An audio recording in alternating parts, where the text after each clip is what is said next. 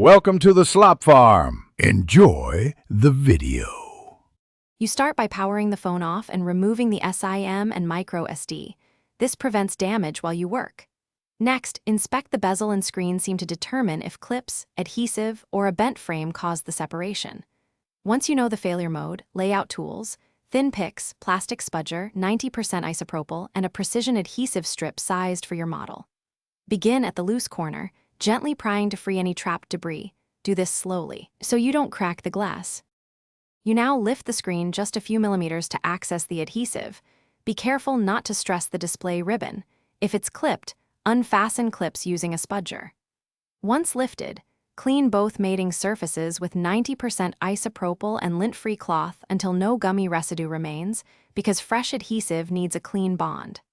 If the frame is bent, use gentle heat and a plastic pry tool to reshape it. Replace any damaged clips or plastic guides so the screen will seat evenly when you press it back. You apply new adhesive strips on the cleaned frame, using alignment marks to position the display perfectly. Once aligned, press from the center outward to expel air and secure the bond. Reconnect any display ribbons, reinstall the SIM tray, and power the phone on to run touch, display, and sensor checks. Make sure edges register pressure. If the screen lifts again, check whether the adhesive grade was wrong, the frame remains warped, or the display assembly needs replacing.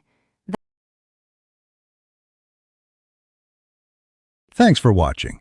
Consider subscribing if we helped you today.